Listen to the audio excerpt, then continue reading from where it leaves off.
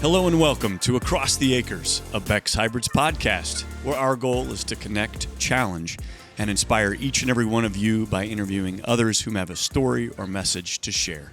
My name is David Ringer. I am your host, joined by my ever-faithful companion co-host, man behind the board, producer, engineer, Morgan Fitch. Hello. How are you, sir? I'm good. It's weird being next to each other. Side by side. Yeah, side by side. This feels wrong. This feels weird. Did we break something? No, I don't think so. Okay, good. We're just doing it a little different today because of a WebEx with a coworker, and our guest today, Aaron Nordly, has joined us all the way from the great state of Minnesota. Oh, yeah. Yeah, where things are gross and boats and stuff. Sorry, we're picking on you. We're not that far north. But No, you're not. But home for you, Aaron, is where? Mankato, Minnesota, so kind of in the south central part of the state. Okay. And you have been a part of our Beck family for how long now? I started the spring or May of 2018. Okay. That's when I started onboarding. Wow. Time is scooting right along. Mm-hmm. It has. I remember when you started and we all were all warned that you were coming on board and that we should treat you nicely. And yes. Yeah, to be kind to the new guy. And it's been great. I want to say you were the first ATL in Minnesota or the second? I was the first ATL in Minnesota, correct. Okay, Wow. That's what I was thinking. So you helped us open the state of Minnesota. If you're not first, you're last. That's right. Ooh, Ricky Bobby. That's right. Nicely done, my friend. Well, we're thrilled to have you on Across the Acres virtually here because it's like a, 13-hour drive to get to Atlanta? Or I don't know. We make it in a little less time, but it might be 13 hours for you, David. Okay. Well, I drive the speed limit. I don't know about the rest of you, but that's not true. But again, we're thrilled to have you all the way from Minnesota. Give us a little bit of your background. Where'd you grow up? How'd you grow up? Yeah, so yesterday was my birthday, which is pretty awesome. So 52 years old. Happy birthday, young man. Yes. So I grew up a small community, little town of Graceville, only about 700 people, out in the very west central part of the state. So on the western border of Minnesota, the little notch that sticks out in the border, we're right in the middle of that. So probably only 12 miles from the South Dakota border and about 40 miles from the North Dakota border. So still a very rural area, small community, primarily farming. There's not a whole lot else out there. I brought friends out there, and they're like, when are we going to drive off the face of the earth? So not a lot out there, but yeah, family farm. I grew up on out there with 4 siblings. We had a livestock, hogs, we had cattle, grain farming, a little bit of everything. So just small communities, neighbors helping neighbors, a lot of great memories, helping neighbors. We all filled silo together when we were done harvesting. There was never a question. It was Dad always just said, go over to the neighbors and help them. So unfortunately, my dad experienced quite a few health issues, mainly with his back. I think he's had probably 6 back surgeries now, and he started his first when I was pretty young. So that had an impact on our farm. So I remember the one spring, I think I was probably still 9th grade in high school. My brother and I wound up putting the crops in. My dad was in a hospital bed in the living room of our house in traction. So if we had questions, we had to run home and ask, but we managed to get the crop in the ground that spring. So wow. Dang. It was kind of crazy. Yeah. Absolutely. And the back, was it prompted in part by an injury or just genetics, or what drove that, do you think? I think just genetics, and obviously technology has come a long ways with surgery and different things that they can do. But yeah, the first time he went down, I was really young, and I remember he went in for his second one shortly after that, and then the third one was the bad one. Excuse me. And I remember them coming out and actually taking him out of the house on a stretcher for that one. Oh my. And I remember he said he could feel every crack in the highway for about the 150-mile trip up to Fargo. So that's crazy. Wow. And so in putting crop in like that at such a young age, you were not afraid to take the bull by the horns and just try it. No, we were doing a lot of that anyways, but of course I always had him by our side, the leader and providing guidance. And this was just a little bit different version of that, but it was still went well. So unfortunately with that kind of had an impact. I know the doctors told him at one point, if you don't quit farming, you're probably not going to be walking. So that had an impact on the future of our family farm. My brother and I would have liked to have continued to carry that on, but that combined with the financial farm crisis of the 80s led us to exit the farming operation. So we sold or rented the land out, hung on to the machinery, thinking that maybe my brother and I could make a go of things later. But with the financial situation then, it was pretty evident that wasn't going to happen. So we wound up having an auction sale and selling all the machinery. And my brother went off to school for ag and business. I was still in high school, so I chose to live a wild life in the summer, and I went south on the wheat run for 3 summers, which was a fantastic experience. So I did that while I was finishing my last 2 years of high school, and then my first summer of college, I did that as well. So that was a pretty neat experience. Absolutely. That, from what I've been told, that's a bit of a reminiscent of the old Wild Wild West, to do a wheat run in the summer. Just you get can out say there. that. I've always said after doing it, if every young man or woman had the opportunity to do it, it was a really unique experience. So got to see a lot of countryside, work with people from all different walks of life, some from different countries. It was a great experience. Super cool. The opening then of Minnesota for Beck's Hybrids, and you willing to come on board. You had seed industry experience. Yes. This wasn't a new game for you. You'd worked in the business for approximately how long? Oh, I've been in the business since probably 1993. Okay. And we journey along. We show up at your door and say, Aaron, you need to come with us. And you said, sure. Why? So it's kind of a unique story. I actually had a really good friend and colleague who I worked with in the ag retail business for many years. And we were over having a conversation one day, and he actually asked me, he goes, do you know much about Beck's? And I said, I mean, a little bit. We'd been hearing stuff, but they weren't in Minnesota yet. And just in conversation, he had said to me, he said, well, for some reason, he goes, when I think of Beck's and what they stand for and the way that they do business, he said, I think of you. And I have a lot of respect for that man. So that I took that to heart. And then in July, I think it was, I had somebody from Beck's actually reach out to me.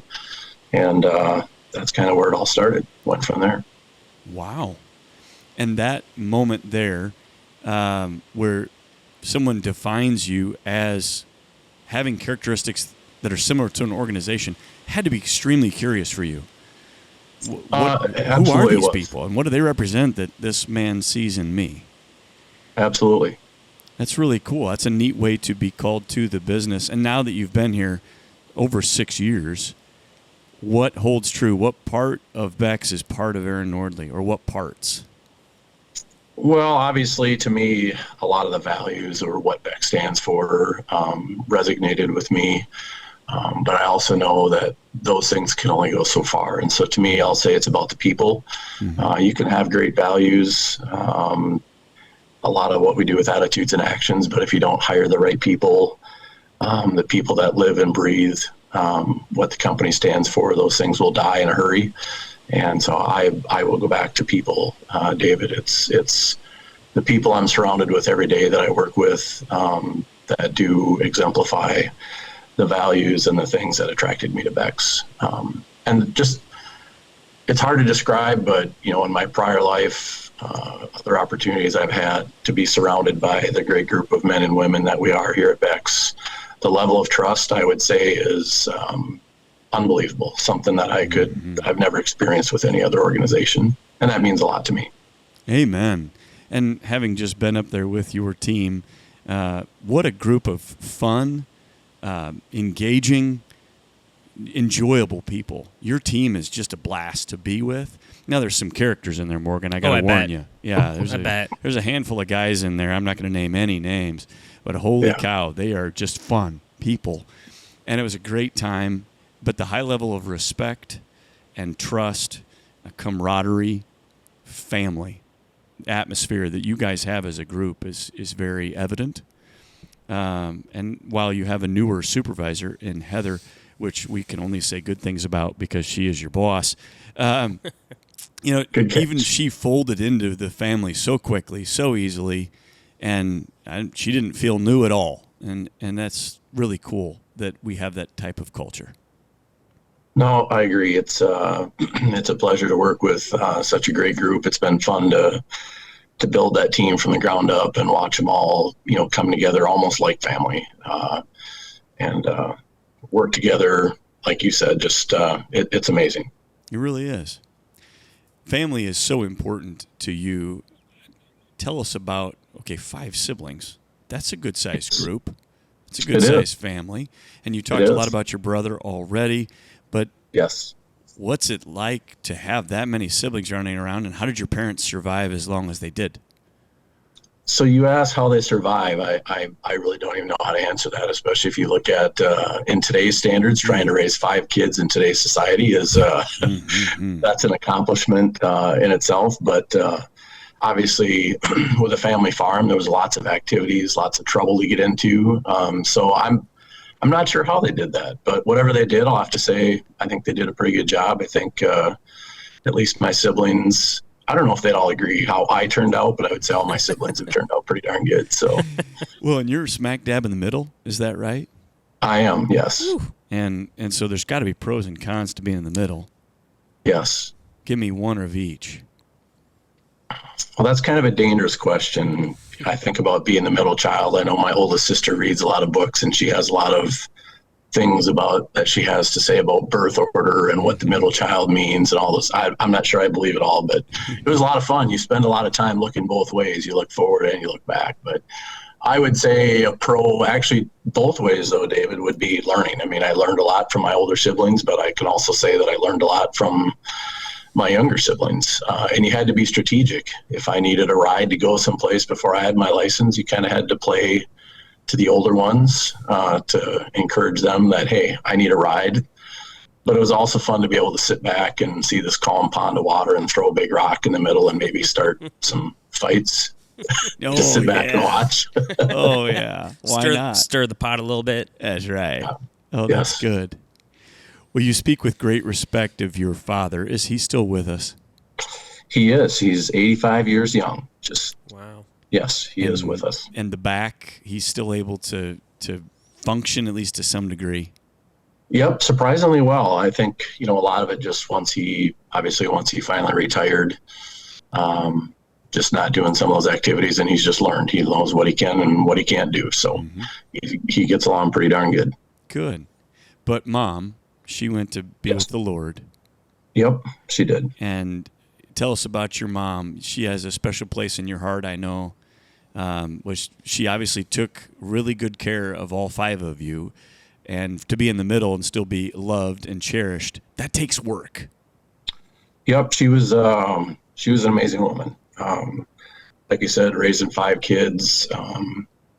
As I mentioned before, the financial crisis of the farming in the 80s. So I remember when she actually went to work full time as well. So she took care of all the kids along with all the cooking and everything. And then she would work nights at the nursing home in town. It was kind of a funny story. I mean, obviously she would get taxed and tired. And I remember as kids, we were waiting at the end of the driveway one morning for the school bus. And here came Mom home from work about the same time we left for school. And needless to say, we just about got cleaned off the end of the driveway by Mom. She was falling asleep on the way home, but we had a lot of fun with it. We encouraged her to learn how to chew sunflower seeds and eat apples to stay awake driving home from work. So, there you go. But no, she was an amazing woman. Taught us a lot. I know a lot of their grandkids, my kids, and the next generation, they learned a lot from her. So she was an amazing woman.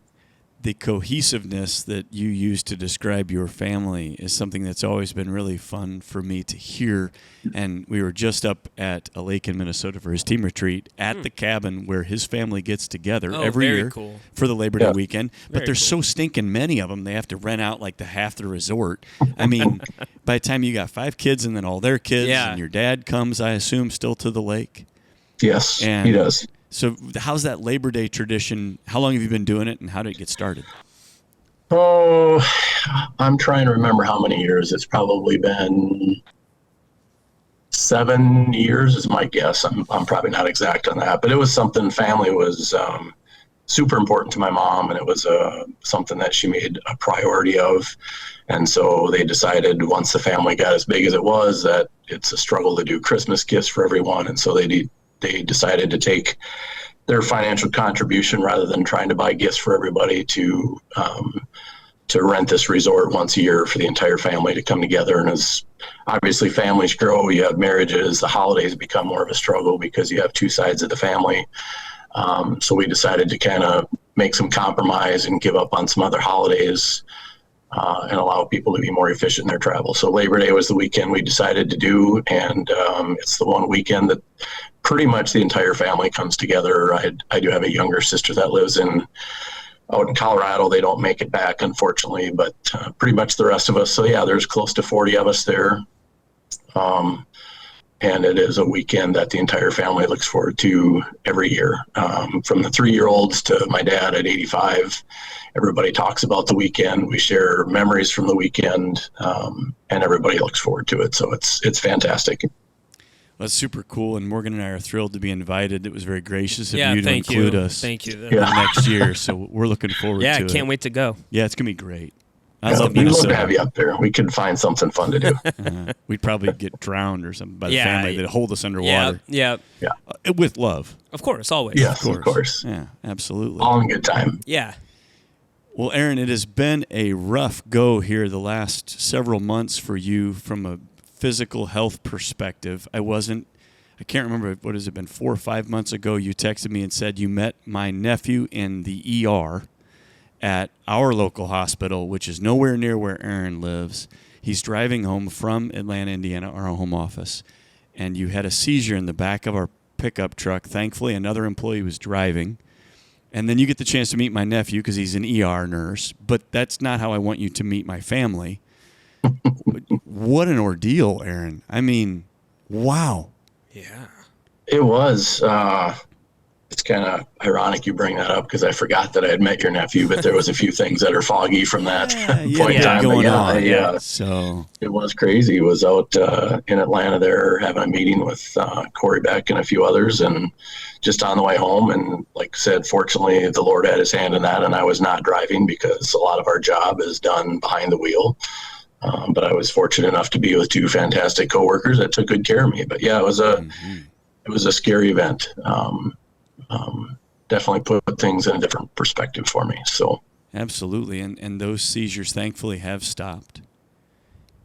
Yep, nothing since. I've had fortunately close to the Mayo Clinic in Rochester, and I've done some doctoring there, and haven't really located a source or reason why. And fortunately, I was cleared to drive again, which was fantastic. Mm-hmm. And there's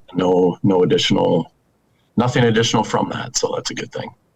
But then that gives way to the current battle that you're up against.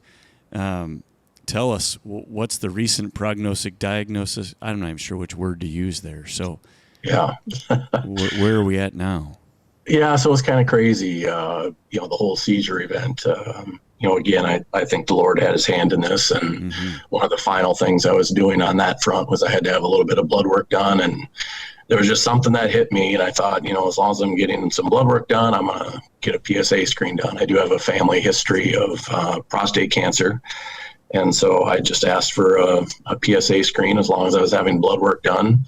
Why that all happened, I don't know, but I decided to do that. And shortly after I got the blood work done, just had a call from the doctor and said, you should probably go check with your family doctor with some of the stuff they saw in the blood work. So long story short, I followed through that protocol and did receive a prostate cancer diagnosis. And actually tomorrow, I'm going down back to the Mayo Clinic, and I will meet with 4 different teams down there to find out a little bit more detail, but find out what my plan forward will be, whether that's surgery or some form of treatment or all of the above. I don't know. So right now I don't know what I don't know. It's in the Lord's hands, and I will hopefully know more tomorrow. Okay. Well, we will be prayerful for tomorrow. Yeah. And for our listeners, please extend prayers for Aaron and his family as they go through this extremely difficult time. But what's interesting, not only did God provide you with the right timing for the test to reveal this, because a lot of times prostate is what they call the silent killer. People don't know they have it. You don't have symptomology per se, and so then you can have this for a long time, and it obviously caught sooner is better than later. It's also convenient that you live so close to the Mayo Clinic. I mean, what are you, 45, 50 minutes? It's about an hour and 15, but yes, still in today's terms in our backyard. So yes. Yeah. Again, he drives more of the speed limit than I do. Yeah. But amazing that you can go and meet with 4 teams of doctors. That's fantastic that we have that resource available, and there's countries around our great world that don't have that type of medical care. And I take it for granted. I don't want to project that on anyone else, but my goodness, we have access to some of the best medicine and best doctors in the world. And so Absolutely. Shout out to our doctors and nurses and healthcare professionals who do an unbelievable job of caring for us. We need it, quite frankly. Your faith journey then through all of this, Aaron, you've been able to keep your faith and keep your perspective on God. And when I talk to you, you always say, well, this is in the Lord's hands and it's going to be okay and we're going to get through this. And your positivity can quite frankly be intoxicating, is that word? Infectious. Infectious, thank you. Yes. Infectious. And I'm thrilled for that. But how do you stay so positive? A lot of it is perspective. For me, it's personal choice. You can choose what to focus on and what not to focus on. Obviously, with faith, that's an important piece of that. But then also, I guess, in my opinion, it's who you choose to surround yourself with, or who are your people. And to me, if you surround yourself with positive people, faith-minded people, it's what was the word you used, Morgan? Infectious. Yeah, I like that. Yes. Yeah, we'll take it. Yes. What a wonderful opportunity we have then, too, to use the challenges life throws our way that we can't predict or see coming, and then maintain a level of faith, maintain a positive outlook. People see that, they hear that, they feel that from you, from others whom have traveled this difficult journey as well. And God has a plan for you. We know this. It's just a matter of, are we willing to be patient enough to see it portrayed? Yes. Man, I'm not patient. I'm not patient either at all. So bless you for being patient through this, my brother. And others whom are going through something similar, what advice would you give to them? Oh, I think it goes back to our previous comment of being positive and focusing on the positives, focus on what we can control. And then I'll just say, find your people. Surrounding yourself with positive people, surrounding yourself with people that you can rely on to be a pillar of support, whether that's family, friends, coworkers, or a mix of all the above, is probably the best advice I can give anyone to do that. And don't be afraid to reach out. That's the other thing. There's a lot of help out there, but you have to be willing and vulnerable enough to reach out and rely on that support when you need it.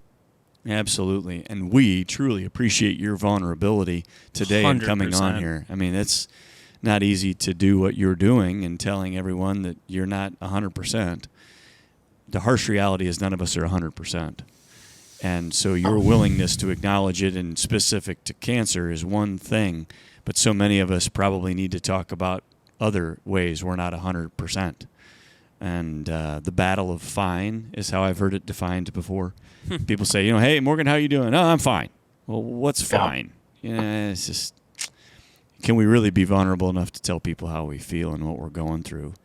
For us and for our listening audience, how can we be prayerful for you and your family? Anything specific? I would just say strength, and on multiple levels. I mean, personally, just the strength to face the unknowns. And then I would just say the strength to continue to be strong for my family, and those around me. So I guess in the face of all the uncertainties, the strength to continue to be able to have a positive impact on my family and those around me is probably what I could use the most. Excellent request. You got it. Speaking of family, Morgan, I failed to talk about his immediate family. We got so wrapped up in 5 siblings or 5 kids in your family total. You've got a wife and 2 kids, if I'm doing my math right? Correct. Yes. A boy and a girl? Yep. Jacob and Jenna. Okay. Tell us about them. Where are they at in life? So Jacob is 23. He graduated from NDSU. Go Bison. Yes. A couple springs ago, he's currently living in downtown Minneapolis and works for a financial company in downtown Minneapolis. And he's still single at the time. He's playing the field, doing some dating. So, do we need to alert that anybody out there who's interested in looking for a good young man, hardworking, handsome, raised by good people? He's in finance, so he's probably good with numbers. Right. Smart. Yeah, he's got to be able to balance a checkbook. Yeah. We hope. Can he balance a checkbook, Aaron? I think he can. I stay on the sidelines in his dating world and just sit back and watch. So can anybody bounce a checkbook Not these anymore. days? I can't. Nope. Well, it's all done online. It's done for us. That's right. Yeah. We really don't have much to say about it. They'll send you an email if you run out of money. That's right. They'll send you an alert. Yeah. Great. So yeah, he's doing good. It's been fun as a parent. It's a completely different world to be able to spend adult time with your kids. Now you can have a beer with your son. It's just it's a whole different world. It's really unique. A lot of fun. And Jenna is she's 20. She is currently a junior at the University of Iowa. So go Hawkeyes. She has her white coat ceremony coming up here the 17th of January. She just got into the nursing program, so she's got her 2 years of mostly of her generals done, and she was another great story of faith that I would love to share, because I know trying to get into the nursing program, especially there, is a challenge. And she had applied 2 years and was unsuccessful, and got her moved into her house down there earlier this year. And I kind of just started to have a conversation with her. I'm like, well, do you have a backup plan? And she said, I don't need one. She goes, God has this. And she goes, nobody wants this more than I do. So she goes, I don't have a backup plan and I don't need one. And I'll never forget the day. It was the day of our Becknology days here in Minnesota that I got a call from her. She was in tears and said, I got into the nursing program. So as a father, extremely proud of her faith and determination. So I had to remove myself from the Becknology days for a little bit to pull myself together, because I was so proud of her. But just another story of strong faith and what it can do for you. Well, congratulations, Jenna. Yes. Congrats. We're proud of you, kiddo. You did it. I love the no backup plan. Yeah. Yes, it was awesome. I don't think Noah had a backup plan when he built the ark. No. He didn't have a lifeboat attached to the side. It was, we're building the boat because God said to build the boat, and we're going to go. And Jenna knew she was supposed to be in a nursing program, and so if God wants me there, I'm going to go there, and we're going to do that. That's right. That's right. Boy, I'm going to have to write that one down. I don't need no backup plan. No backup plan. That is brilliant. Good job, Jenna. 20-year-olds teaching old farts like me all sorts of good stuff. I agree. To be 20 again. Would you go back, though, Morgan? No. I mean, really? Probably not. I don't think. Aaron, would you go back? Well, I just got to spend a weekend down there for Dudes Weekend in the sorority that she's in, and I would say I would go back. I'm not sure I would survive it as long as I maybe would have when I was younger, but it's still a really good time. Okay. You had a lot of fun. We Dudes did. Weekend. Yeah, I was just thinking that. What is Dudes Weekend? It is for dads and daughters, for the girls that are in the sorority she's in. So we have a lot of fun, do a big beanbag tournament, and then hang out together and watch the Hawkeye game with pizza and beverages. And then on Sunday we did a golf day. So our daughters caddy and the dads get to golf, and we had just absolute blast. A lot of fun. Cool. That sounds fun. And by beanbag tournament, that's cornhole in Indiana. Yeah, I was about to correct him, but Yeah. These Indiana people, Aaron. I don't know what we're gonna do. Okay. I know. Yeah, It's not always all about corn. We grow soybeans too, so we can call it That's beanbag. right. Get your priorities right. Crying out loud, I tell you what. Whatever. Oh, Yeah. my. Well, that is exciting for both of them. Does it feel a little bit odd to be without kids at home? It does. It puts things in a whole new perspective. But it's hard to watch the kids leave the nest, so to speak. But yet, it's extremely rewarding to watch them step into the next chapter of their lives and spread their wings and start building and developing relationships. Through college. Now Jacob through work environment. So it's really rewarding. And like I said, it's just a whole different way to appreciate being a parent. A lot of the tough things you go through when they're at a young age, and you wonder sometimes if you're teaching them the right thing or doing the right things. But as they become adults and start taking on responsibilities and making decisions on their own, it kind of brings everything into perspective. So very rewarding. But yes, it is definitely different having an empty nest when you go from running to sporting events and all kinds of school events and club events to all that coming to a screeching halt is a change. There's no doubt about that. Oh, my. Sporting events, though, Jenna's still playing soccer collegiately? She was, but she's now going into the nursing program and the sorority, and she's an active young lady. And so she's come to the point in time in life where you have to start making decisions on, what's the best and what's the best for my future. So she has ended her soccer career as of right now. Okay. Suspended. Let's just put it that way. Who knows? I like that word. Yeah, that's a good word, suspended.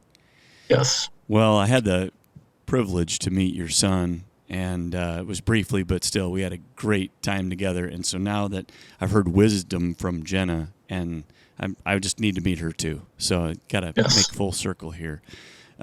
Speaking of your wife and kids, how can we pray for them as you go through this journey? Surely they're feeling all sorts of things. Is there anything specific we can do there? Yeah, just strength, and help them, guiding them in the decisions that they make as they move forward. So, they are a pillar of support for me. And so having them strong, and knowing that they're supported, no matter what the outcome is extremely important. So, yeah. This isn't the first time, by the way, that Aaron has quoted Jenna to me. This woman must be wise beyond her years. We were just on the phone a week or so ago, and he was telling me something else she said that was really wise, and I'm not going to go into the details, but I'm like, this young lady is just sharp as a tack. Does she need to come to work for Beck's? As a nurse, sure. We have one, but maybe we need two. Yes, sure. That would be awesome. Okay. I'll put in a good word, and no one will listen to me, but it's worth a shot. You never know. That's right. Okay, well, to wrap a bow on our time here together, Aaron, just a couple last questions.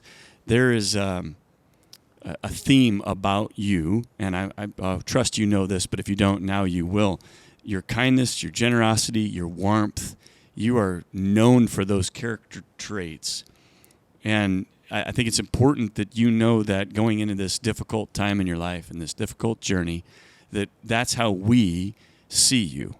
And so if you keep that positive outlook, you keep that warmth and that kindness about you, that whatever happens, God is going to use it for good. We know that. That's Romans 8:28. And so as an encouragement to you, as our friend and our coworker, we love you, and we know that God's got this, and it's going to be used for good, even though it seems really, really difficult now. So keep your chin up, my friend. Thank you. Yeah. One piece of advice that you would extend to listeners who are overcoming any challenge, not even necessarily specific to cancer? 4 important words, I guess. Just, trust in the Lord. That there's so many things in life that are temporary, and there's one thing that's eternal, and that's God. So, amen. Proverbs 3, 5, and 6. To trust in the Lord with all our heart and lean not on our own understanding. In all our ways acknowledge Him, and He will direct our paths. That's really easy to read, memorize, but when the rubber meets the road or when life gets difficult, oofda. Yeah. Yeah. A little more difficult to live out. So yes. we will be prayerful you can do that. Is there a quote or saying that you live by beyond the trust in God, trust in the Lord? So I know a lot of people have that. I consider myself very simple, and so I have a couple, but one of them is my daughter makes fun of me once in a while for it, but always be humble and kind. There's a song that Tim McGraw sings, but it's a good one. I try and live my life that way. It's very simple. Just be humble and kind. And 3 important words is love, kindness, and respect. And the other one I use a lot for work. I got this from actually one of my coworkers who was with me on the unfortunate day when I had the seizure. But one thing that he said to me was, be curious and not judgmental. And I love that. I use that a lot with work. Today's world, it's really easy to be judgmental and not necessarily know what's going on. So I do keep that. I've got a sticker on my computer that reminds me that every day is to be curious and not judgmental. So Ted I'm Lasso pretty simple, quote. and those are simple words that I have. I like it. It's beautiful. Putting you on the spot here, my friend, but can we give a shout out to those 2 coworkers? Can we say them by name? Is that okay? Yes, you can. Okay, Absolutely. so I know Brad was with you. Brad Lamb. Brad Lamb and Matt Rammel. Matt, okay. Yep, Matt Yes. Rammel. They were the Shout 2 out you that guys. saved his life and Yep. drove him to the hospital. Heroes. Absolutely. Yep. Stayed calm and cool as cucumbers, I'm sure, knowing those 2 guys. I don't remember that, but I'm sure that they did. Yes. Yep, I'm confident they did. And in a crisis, those are 2 great guys to have on your team. They are. So thank you to Brad and Matt. Yes, absolutely. Forever grateful. Well, what am I missing here, Morgan? Nothing, man. We're thinking about you and praying for you, and you're strong, dude. Mm-hmm. Aaron is Appreciate that. he's a sturdy, strong young man. That's right. I'm glad we've got him to lean on because now you can lean on us a bit because we've leaned on you. Yes. But I do have one last question. Lasting advice you might have for my kids or yours? Oh, I'm going to go back to the 4 words, trust in the Lord. But outside of that, I know one thing I always try to remind my kids of is to be true to yourself, especially in today's world. Again, social media, so many different things. It's easy to try and be like somebody else or whatever. And I just strongly encourage them and other kids to be true to yourself and who you are. And don't lose track of who you are and what you stand for. So, Amen. Yeah. Well, Aaron, as far as relative to some of our other guests, we're not going to compare, but you've dropped more nuggets of wisdom in the last 30 minutes than For sure. My goodness. This has been great, Jenna included in that, and really, really, really appreciate your time here today, my friend. Yes, thank you so much.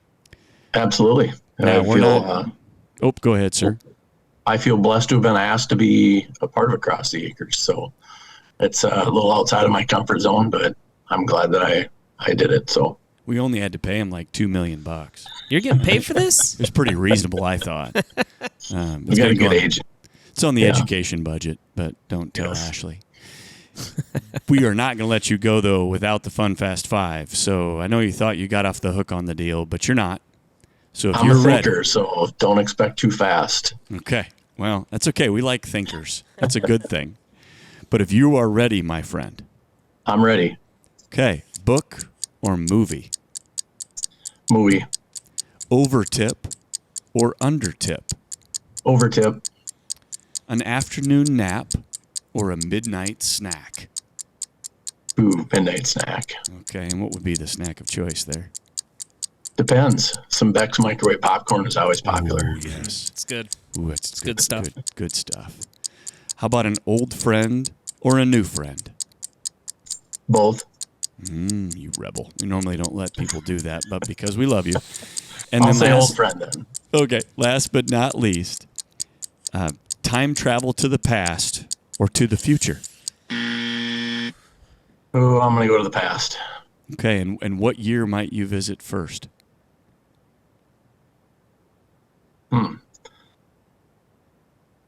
Boy, that's a dangerous question. I'm gonna go all the way back to 72, the year I was born. There you go. I'm Ooh, gonna start from there. what a unique perspective to see the world the day you were born. Yes. That would be super cool. That'd be awesome. Yes. Yeah, for Morgan, that was like 1999. 86. Oh, okay. Yeah. I'm an Close. 80s baby. And proud of it. Right? Proud of it. That's right. Oh, well, Aaron, thank you, sir. Yes, thank you. Truly appreciate you being our guest. Thank you too. You bet, and thank you to all our listeners for joining us today. We were thrilled to have you along on this adventure with our good friend Aaron Nordly. Please join us again next time as we endeavor to connect, challenge, and inspire. As always, please feel free to give us a 5-star rating and review on the podcast provider of your choice. And until next time, we will catch you across the acres.